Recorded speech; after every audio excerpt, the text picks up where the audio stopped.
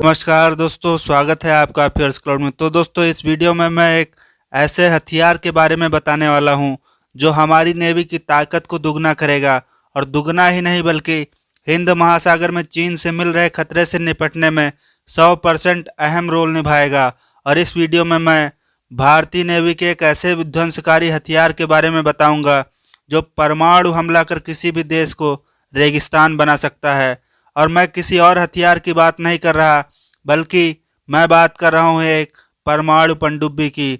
और कल भारत ने बिना बताए गुप्त रूप से एक परमाणु पनडुब्बी को लॉन्च कर दिया है, और इस पनडुब्बी का नाम S4 बताया जा रहा है। और भारत की ये S4 अब तक की सबसे ज़्यादा परमाणु हथियार ले जाने वाली पनडुब्बी है, और भारतीय इतिहास की सबसे विध्वंसकारी पनडुब्बी बनकर उभरी है। सब कुछ इस सबमरीन के बारे में बात करेंगे। उससे पहले जो चैनल पर नए हैं उनसे रिक्वेस्ट है, चैनल को सब्सक्राइब करके बेल आइकन को प्रेस कर दें और लाइक वाला बटन दबा दें। तो चलिए दोस्तों, बिना आपका समय बर्बाद किए वीडियो को स्टार्ट कर लेते हैं। तो दोस्तों, इस K4 सबमरीन के बारे में बात करने से पहले आपको ये बता दूं कि भारत को आखिर परमाणु पनडुब्बियों की ज़रूरत क्यों महसूस हुई। तो दोस्तों, साल था 1971 और उस समय भारत पाकिस्तान का युद्ध चल रहा था। और उसी समय पाकिस्तान की मदद करने के लिए अमेरिका ने अपने सबसे खूंखार परमाणु हथियारों से लैस USS इंटरप्राइज के पूरे बेड़े को बंगाल की खाड़ी में उतार दिया था। लेकिन उस समय रसिया ने भारत की मदद के लिए व्लादिवोस्तोक से परमाणु हथियारों से लैस पनडुब्बियों को भारत की मदद के लिए उतार दिया था। और इन्हीं परमाणु पनडुब्बियों की वजह से अमेरिकी बेड़े को पीछे जाना पड़ा था। और तभी से भारत को एहसास हुआ कि हमें भी परमाणु क्षमता से लैस पनडुब्बियों को बनाना चाहिए। और तब से लेकर अब तक भारत 3 परमाणु पनडुब्बियों को बना चुका है, जिसमें से पहली है INS अरिहंत, और दूसरी है INS अरिघट, और तीसरी है S4। और ये जो S4 सबमरीन है वो INS अरिहंत के मुकाबले दुगनी क्षमता से लैस है।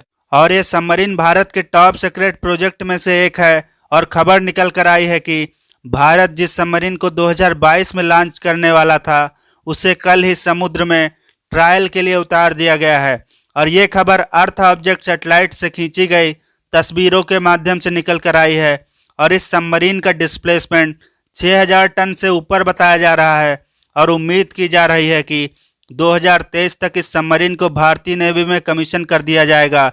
और अगर अरिहंत क्लास की सबमरीनों की बात की जाए तो इसमें 4 साइलोज होते हैं, और इन 4 साइलोज में 4 K4 न्यूक्लियर ICBM मिसाइलों को लगाया जा सकता है।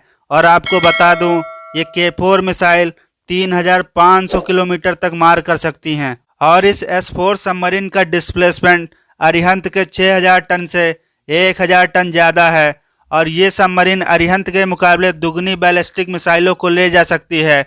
जहां अरिहंत 4 न्यूक्लियर बैलिस्टिक मिसाइल ले जा सकती थी, वहीं S4 submarine 8 ballistic nuclear missile ले जा सकती है। और इस सबमरीन से भारत की सेकंड स्ट्राइक कैपेबिलिटीज़ में बहुत ही ज़्यादा इजाफा होगा।